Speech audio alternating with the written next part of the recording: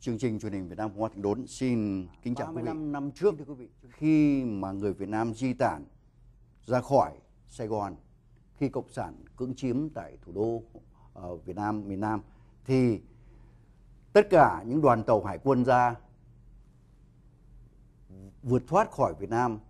Trên đường tị nạn thì hạm đội thứ 7 đã đón tiếp cũng như là đã dẫn dắt đoàn tàu của Việt Nam từ Hải Phận Việt Nam tới Phi Lộ Tân.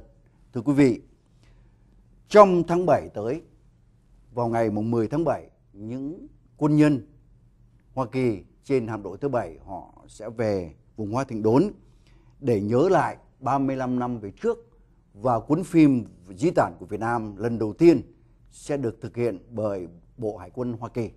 Đây là một cuốn phim lịch sử, thưa quý vị. Hôm nay chúng tôi được hân hạnh gặp lại một sĩ quan Hải quân biên phòng. Ông là một trong những người phục vụ trên hạm đội thứ 7, hộ tống hạm USS Kirk. We, the Vietnamese talk show, welcome Mr. Hugh Grant.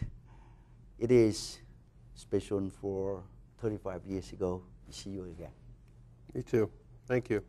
And as the officer of the USS Kirk, can you give some remember and for your duty back in 35 years back in Vietnam? Sure. I was the Combat Information Center officer, the CIC officer, and responsible for protecting the ship with most of the sensors that would sense possible enemy aircraft or enemy vessels or submarines or things like that. That was my job, and I had fellows that worked for me, operations specialists and electronic warfare specialists. That was my job. So there we were off of the coast of Vung Tau, waiting for something to happen. We didn't. How far from the Vung Tau? I think we were pretty close. Maybe outside the 12-mile limit, 13 or 14 miles perhaps, as I recall. But there were 46 ships, at least. That was the USS Kirk. U.S. Kirk was one of 46 or 50 ships that were in the operation to support the evacuation of the embassy in Saigon. So if I could tell you what I remember first of what occurred, it would be this. It was when the South Vietnamese Air Force helicopters began to fly out. They came out first with pilots and their families and their friends and whoever they could fit into the Huey helicopters, H-1s, relatively small transport helicopter. We started hearing things on the radio, and it was clearly Vietnamese, which we could not understand. And we're trying to talk to them in English slowly and to try to get them to understand. We knew that they weren't enemy after a while, and so that we didn't take action at all. So we were trying to talk to them and find out what was going on. What were they trying to do? Because we had no idea what this was about. And somebody said, hey, there is a senior petty officer on board the vessel, on board the Kirk, whose wife is South Vietnamese, and he speaks a little Vietnamese. I said, get him up here and get him on the radio and talk to these pilots so we could find out what was going on. Well, he spoke a little bit of Vietnamese, not very much. But he came up and got on the radio. We woke him up in the middle of the night. Came up and got on the radio and began talking to the pilots a little bit. And he turned around to us and would say things like, they're not enemy, they're South Vietnamese, they have their families on board, and they're running out of gas. The helicopters are going to go into the water. So, of course, we tell the captain about that, and after that, as you probably know, we began to talk them in slowly.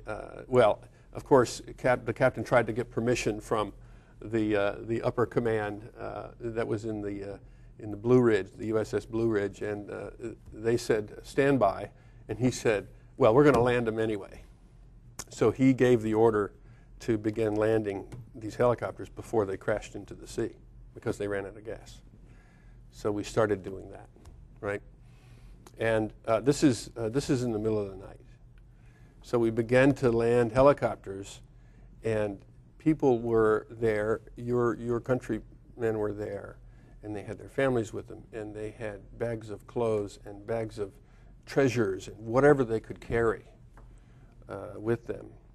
And we began to, of course, take them on board and be careful and watch to see that they were healthy, and we checked them for problems. But that at that moment, is that the signal for the landing helicopters? You do it by hand, a signal, or because the seemed to me like a communication. You got a problem about English and Vietnamese. Oh yeah. How the people in the deck can order them, I believe that with our storekeeper that spoke a little bit of Vietnamese, he said, "Okay, you come in and land now."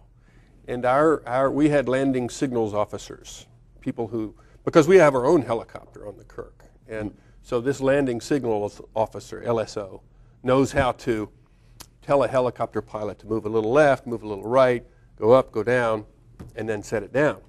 So at the end, I believe it was all hand signals and fairly straightforward things from this landing signals officer to tell them to come in and land. And they had skids, no wheels. They had skids, and we had a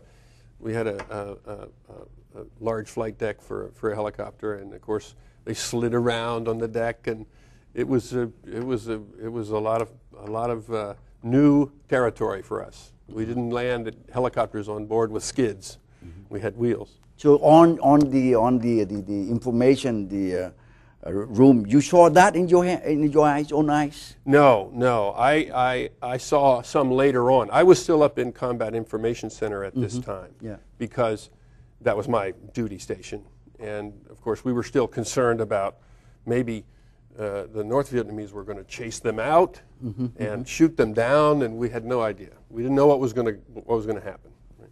So I spent most of my time at that time on my duty station in combat.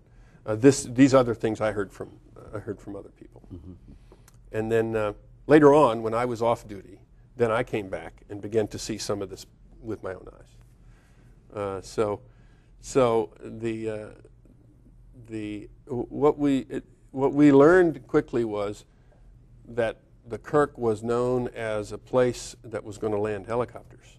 So more and more and more came. Okay, after the landing, after they dropped the people, what happened next to the helicopter? Oh, because I saw on the TV on that day, you guys have special action, for absolutely. Well, more and more were coming, and they were going to crash into the sea. So we said, what do? We have a foul deck. We have a helicopter on deck that not another helicopter can come. So I don't know who decided. Maybe Captain Jacobs decided, but certainly we said we have to push them over the side.